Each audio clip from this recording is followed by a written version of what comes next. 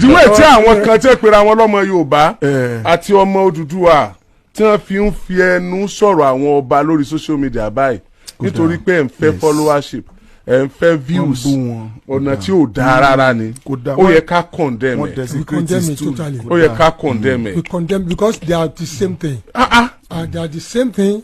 They are the same meaning, and they are the same grammar and the same semantics. Nígbà tí Ọọ̀ni of Ifẹ̀ ṣẹ̀ṣẹ̀ di kábíyèsí ó tó ọdún 5 tán fi drag ẹ̀ lórí social media pẹ̀lú ọ̀rọ̀ burúkú tẹ́ ẹ̀ lè mọ̀ pé tó ẹ pẹ́ tí èso ọba gan wọ́n gbọ́dọ̀ sọ̀rọ̀ ẹ̀ sí ní ọ̀rọ̀ burúkú tí ò yẹ lẹ́nu. The same thing náà gbé sọ́dọ̀ Aláàfin báyìí ẹ lọ yẹ̀ wò ẹ lọ wò gbà tí mo sọ ẹ lọ wò kódà ọmọ Yorùbá tó jẹ́ blogger àwọn náà ń sọ ọ̀rọ̀ burúkú náà useless ọba wa gbàwo làwọn Haúsá bọ́ sórí social media bẹ́ẹ̀ gbàwo làwọn Ìgbò ṣe bẹ́ẹ̀ yẹn ẹ̀ useless ọba tiwa tá a lẹ̀ ń gbìjà tá a lọ́ràn yín ṣẹ́ kí ló dé then useless àwọn ọba wa.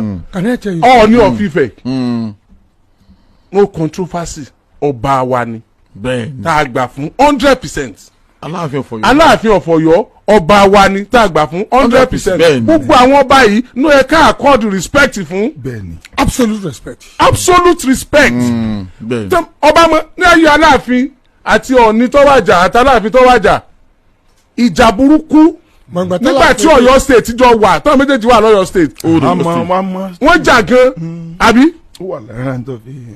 tó jẹ́ pé ìjà wọn pọ̀ síbẹ̀síbẹ̀ náà kálukú àwọn méjèèjì ọ̀padà dálábùkù lọ́wọ́ àwọn ọmọ Yorùbá à ń pọ̀ nílé à ń pọ́n Aláàfin lé kí ló kàn wá.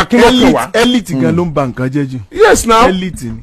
yes. ẹ jẹ́ n sọ kan fún yín gbogbo ariwo tí àtọ̀rọ̀ tá à ń sọ yìí àwọn tó kàn gangan they have not shown a kind of a sign of coming together. tọ́mọ ẹ̀yìn mi bá ń sọ̀sọ̀kúsọ mi máa sọ fún ẹ pé kò rí bẹ́ẹ̀ attitude mi ló máa determine direction tá a máa lọ. that is ọmọ ẹ̀yìn tẹ́ bá mọ̀. bá a fara balẹ̀ no when my attitude determines listen Fẹ́mi when my attitude determines what happens you fall in line tó bá sọ̀rọ̀kúsọ wọn àbùkù ni ó jẹ́. ta ni ó wà nípò. ọkọ lèmi àti Oríyọmí nìsín kìnnì kankan káwọn náà mọ come out together ká máa ṣe kankan máa sọ káwọn náà tún máa drifted apart kọ́ pé sentence àwọn tó súnmọ́ wa kò tún dá. ìyàwó ààrẹ joyè nífẹ̀ẹ́ o. bẹ́ẹ̀ni tí wọ́n fi fẹ́ gba mic mọ́. àbí ayé ọ̀parẹ́ o. no at all. Nobody criticize that. Even pẹ̀lú attitude wọn bẹ̀. Why are we criticizing Ṣèyí Tinubu? A youth like us. Social media ni ẹ̀yin kọ́. Social media ni. Why are we criticizing him? He's a vibrant youth. Social media nothing criticize him. Yes, he's a vibrant youth. Láàárín àwọn ọ̀dọ́ ẹgbẹ́ rẹ̀ ẹ lọ béèrè tẹni tó jẹ́ Ṣèyí Tinubu. Ó dá sí àwọn ọ̀dọ́ ẹgbẹ́ rẹ̀. Ó ṣe dáadáa. I know. So why are we criticizing Ọọ̀ni for crowning first lady? Ta ni obìnrin tó wà first lady tí wọ́n fi irú nǹkan bá ń lọ tí ó pò wọ́n fẹ́? Kò possible. Kí ló tó kàn tá à ń bínú? Ta lọ mọ ebó ọmọ president kan lógun ọ̀kadà tó lọ forí sọ́gi sọ́sọ́ bàbá rẹ̀ ń wé tọ́jú ẹ̀ ní bówó wa ni 11 million ni wọ́n rọ̀ ọ̀kadà yẹn. ebó bówó wa ń wé tọ́jú ẹ̀ ọmọ president ni. no normally owó wa náà wọ́n fi tọ́jú ẹ̀ ní. wọ́n ti láyọ̀ ní pọmọ ìyá ká. ní pọmọ ìyá ká tó ẹ jẹ́ kí a kí ṣe ẹ má jẹ́ àkíyèsí wọn ẹ sòdodo fún wọn ni. àpíì náà òdodo jáde. ẹ sòdodo fún wọn. it is wrong. ẹ jẹ́ à celebrate Ṣèyí Tinubu. ẹ jẹ́ à celebrate ó ní ọmọ president àkọ́kọ́ tó fira rẹ̀ lẹ̀ fún àwọn ọ̀dọ́ ẹgbẹ́ rẹ̀ tí wọ́n sọ ọmọ president. ẹ wo bọ̀bọ̀ kan báyìí tó máa ń ṣe kínní tó máa ń ṣe tí máa ń link ọkùnrin àti obìnrin pọ̀ lórí social media yìí kí ló kọ ẹ̀ náà lẹ́gẹ́ Miami lẹ́gẹ́ tó ọlọ́rẹ̀ Ṣèyí Tinubu lòun òun kìíní kan adẹ̀rí tẹ́jọ́ ń ṣeré tó kò sọ pé yẹn kéré sóun ó accommodate wọn ó mú gbogbo wọn mọ́ra so tírú wọn náà bá ń grow kò sí tó burú bẹ́ẹ̀ ẹ wá wo ẹni tí Ọọ̀ni of Ifẹ̀ fi jẹ aṣíwájú ọ̀kanlọ́mọ Oòduà yẹpẹ́ lẹ Yorùbá mọ̀ pọ̀mọlúàbí atẹ́gùn tí ń fẹ́ omi tí ń sàn lẹ Yorùbá mọ̀ pọ̀mọlúàbí nílàjì so ẹ dákun àwọn èèyàn tí wọ́n fi jẹ́ àwọn tó merit ẹ̀ ní àwọn tó worth ẹ̀ ní in as much as we are condemning those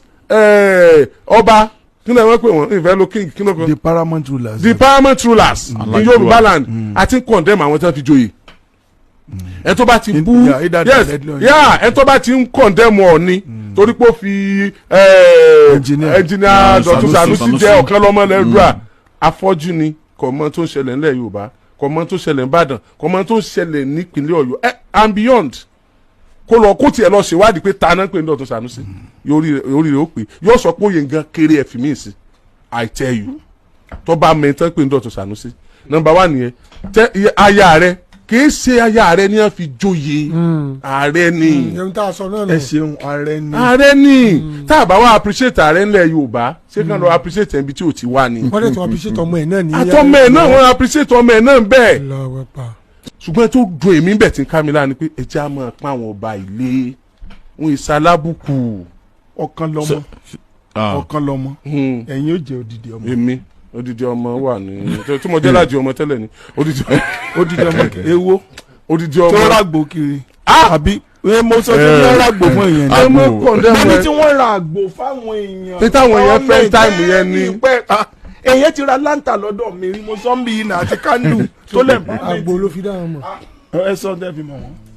ẹ jẹ́ kí àwọn balaye kan live by example too. We want them to live by example. So all of us can emulate them. We emulate them. They lead and we follow. Let them live by example. Let them forget bad history. Let them come together and work on something that will promote the unity and moral feel. So tabari yẹn kan pẹ̀lú wọn kí ló ti àpọ̀nlé tàn fún wọn. ní káfẹ́ ni Alhaji ẹ wo tiwa. anybody bá ṣe nǹkan tí ò bá dáa agiri go straight in lórí ètò. a ṣe wàláì we will straighten it.